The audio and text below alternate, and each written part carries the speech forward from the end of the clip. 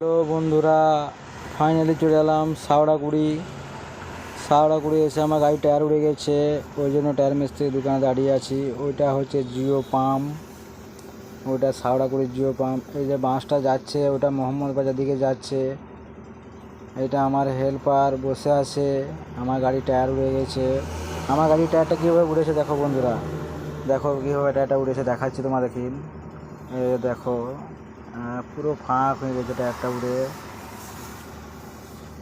ঢোল হয়ে আছে ভেতরটা একবারে।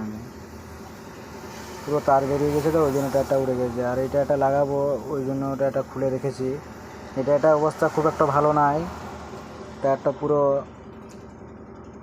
ফুটে আছে এখানটা। আর এই টায়ারটা আগে উড়ে গেছে।